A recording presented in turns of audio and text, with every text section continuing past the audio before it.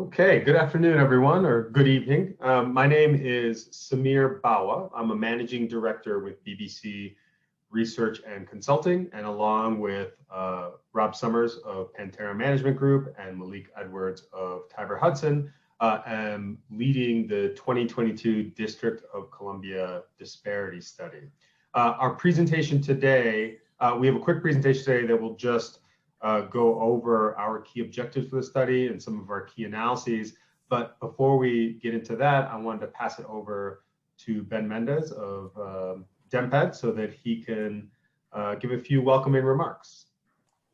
Thanks so much, Samir. I just wanted to really quickly say thank you, one, to the incoming disparity study team. This is a joint venture team of BBC Research, but also Pantera Management and Tiber. I know some of you have already recognized familiar faces, Rob Summers and Malik Edwards. So we're just really excited that the solicitation process, ended in this team being awarded and the work starting to get done. We're excited about being here tonight and making sure we hear from the small business community, and just thank you all for being here. I know this is the fourth of 4 public webinars. Some of you have joined us already on the previous webinars this week, but for those of you giving up your time this evening to learn more about what the disparity study is, how you can participate, and what the anticipated timeline and outcomes look like, we appreciate your time, and we want to make sure you had this forum to be heard. Again, I'm in the Office of the Deputy Mayor for Planning and Economic Development, and together with the Office of the Department of Small and Local Business Development, we are together working with the Disparity Study team to help coordinate the data requests, coordinate the conversations with agencies so that they can do their job effectively and within the timeline of this work. So thank you all for being here. And with that, I'm just going to turn it back over to Samir and Stephanie. Thanks, Ben. Our objectives for our meeting today are threefold. So as I mentioned, first, we'll give a brief presentation on the disparity study itself. Then we'll open it up to answer any questions that you all might have. And then at the end, give you an opportunity to share any of your insights or testimony about your experiences working in the local marketplace. There'll be a variety of ways where you can do that, but we'll talk about all that in just a few minutes. To begin, I want to pass it to my colleague, Stephanie Ayers, an associate with BBC, so she can go over some quick housekeeping items. Hi, everyone. We just wanted to remind you to please stay on mute unless you're actively talking. For questions, we ask that you either raise your hand or enter them into the chat function as we go along, and then we'll cover questions at the end of the presentation and go through each of them in turn. And then after we're done with questions, we will shift to the public testimony portion of the presentation. So we ask that you all hold all of your testimony until the end of the presentation as well. And just to clarify, don't literally raise your hand, but there is a hand raising function in Zoom that you should use, and then it'll pop up on our screen as well. So the disparity study is led by a joint venture of 3 firms, BBC, PMG, which is Pantera Management Group, and Tiber Hudson. I want to give each representative from the firms a chance to introduce themselves, but beginning with BBC, we are a 51-year-old diversity and economic research firm based in Denver, Colorado. We've been conducting disparity studies since 1989. And since that time, we've conducted more than 130 disparity studies for a variety of organizations across the country, including cities, counties, states, transportation agencies, universities, and other government agencies as well. Some recent clients include the Commonwealth of Virginia, the City of Boston, the City of Virginia Beach. So we're very familiar with working in the region and helping those organizations develop minority and women-owned business programs. Very quickly, a little bit about myself. I joined the firm in 2008. Since that time, I have managed or contributed to more than 60 disparity studies, including the disparity studies I just mentioned. I have a PhD in psychology from the University of Virginia and have expertise in behavioral research as well as minority and woman-owned business program development. I'm joined today, as I mentioned, by Stephanie Ayers, and want to give her a chance to introduce herself as well. Hi everyone, my name is Stephanie Ayers. I am an associate with BBC. I started with the firm in 2018, and since then I have assisted with over 15 disparity studies. And I will be serving as the project manager for the DC disparity study. Thanks, Stephanie. We're also lucky enough to be joined by Rob Summers today of Pantera Management Group. Rob?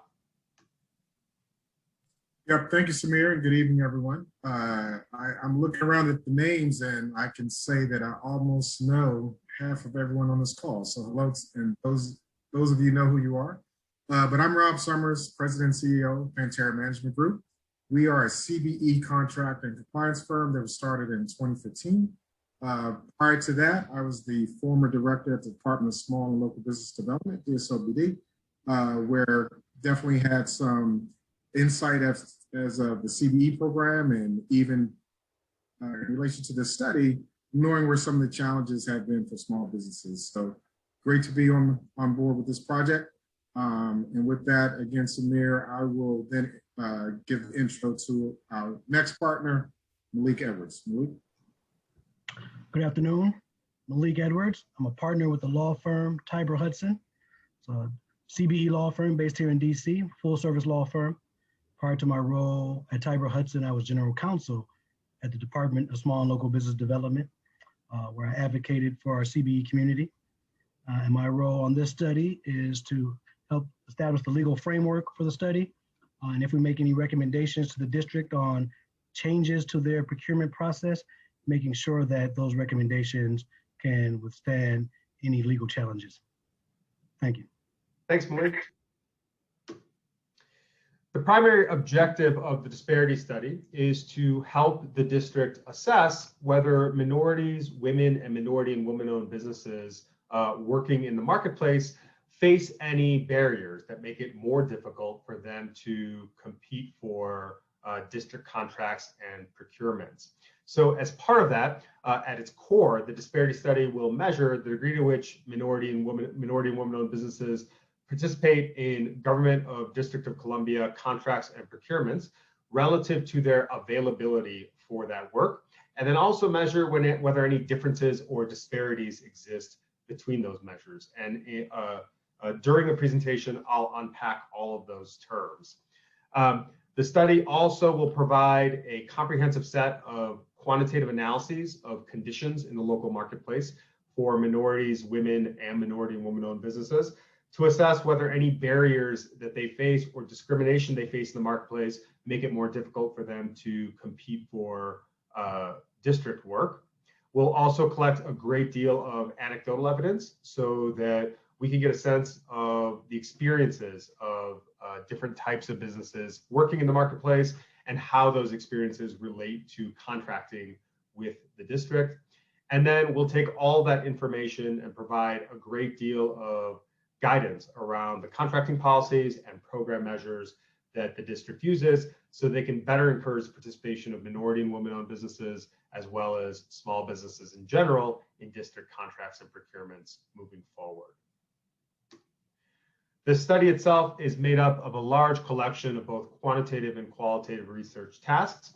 In the spirit of time, we are going to focus on what we consider the core of those tasks, our community engagement efforts, the availability analysis, the utilization analysis, and the disparity analysis. If you have questions about any other tasks that are part of the disparity study, you can feel free to ask them today or reach out to us directly at dcdisparitystudy@bbcresearch.com, and we'll be happy to engage with you and answer any questions that you might have.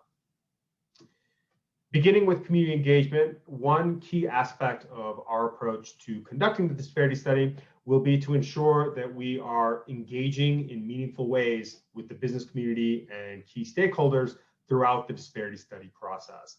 That includes 4 webinars. This is the last of 4 that we're conducting as part of the disparity study. All 4 have followed a similar format where we provide information about the study, answer any questions that participants have, and then give you the opportunity to submit any testimony that you might have about your experiences working in the marketplace. In addition, we will be conducting in-depth interviews with business owners and key stakeholders throughout the relevant geographic market area. We'll have a chance to sit down for 1 to 2 hour conversations about their specific insights and experiences working in the marketplace and any awareness of or experience with race or gender-based barriers or discrimination that's made it more difficult for them to be successful here in the marketplace. We'll also conduct focus groups with trade association representatives. So similarly, we can understand the experiences of their members working in the marketplace and any barriers or race or gender-based discrimination that they faced.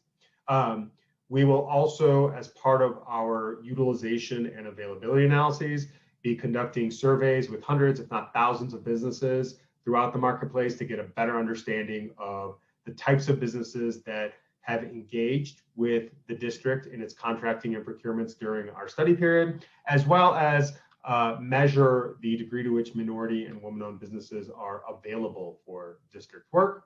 And then finally, throughout the process, we encourage businesses to reach out to us to share their insights in written form about their experiences working in the marketplace. Again, the best way to do that will be to email us directly at dcdisparitystudy@bbcresearch.com. One of the core quantitative analyses that we conduct as part of the disparity study is something we call the utilization analysis, which is designed to calculate the percentage of dollars that actually went to minority and women-owned businesses during our study period. The study itself is focused on the outcomes for all minority and women-owned businesses, not just those that have elected to become certified as CBEs with the district or minority or women-owned business enterprises with any other organization. So we are looking at outcomes based on race and gender per se, which is why we take as inclusive of an approach as possible.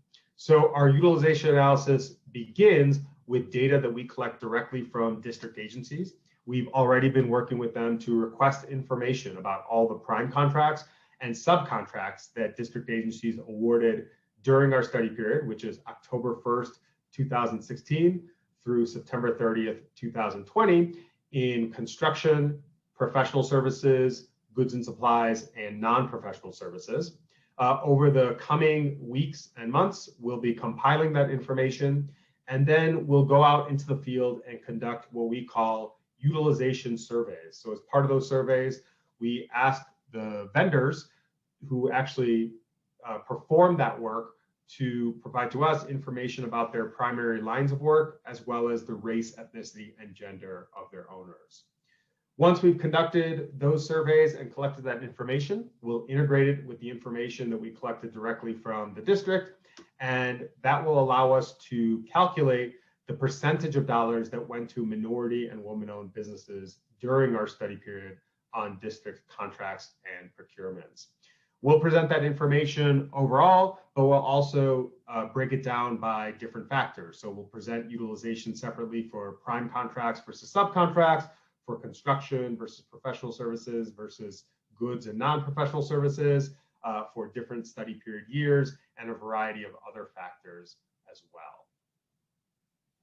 That information, of course, is useful on its own, but it becomes even more instructive in terms of the district's programs and contracting policies when we have benchmarks to compare it against. So the availability analysis serves to help us estimate the percentage of dollars we would expect minority and women-owned businesses to receive on district contracts and procurements based on their individual characteristics, as well as the characteristics of the prime contracts and subcontracts that the district tends to award.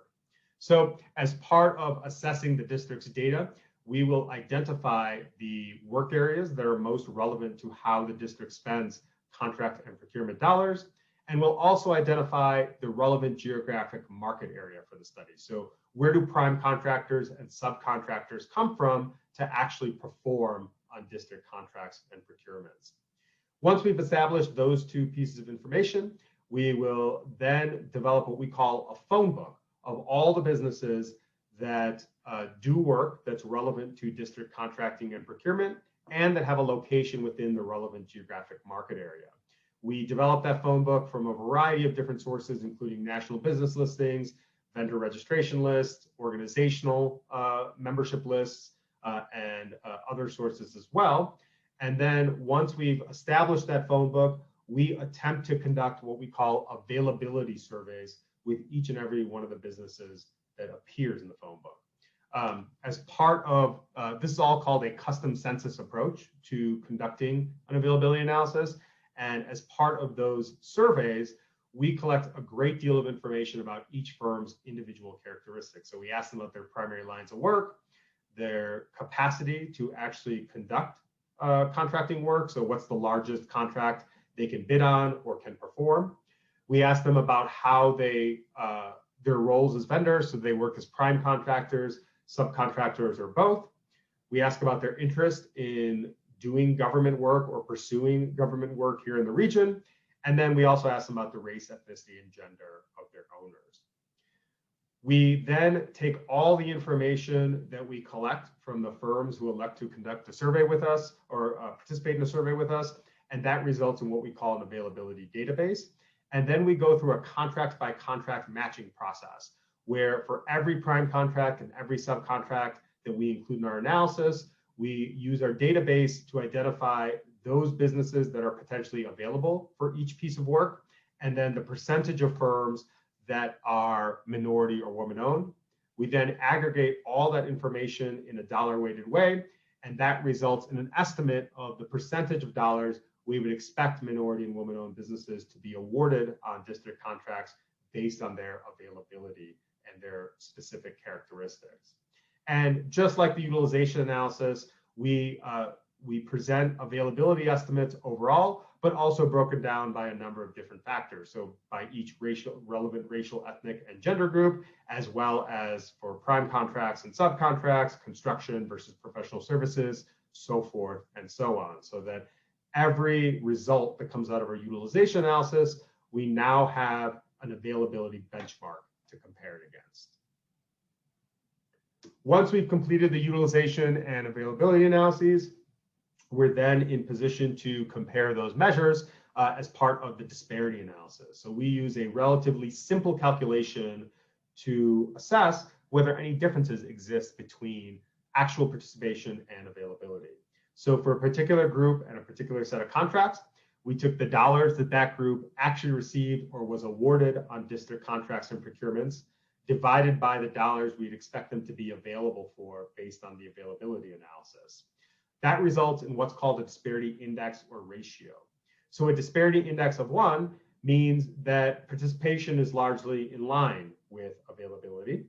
A disparity index of less than 1 means that participation is less than availability, so that group is being underutilized on that set of district contracts or procurements.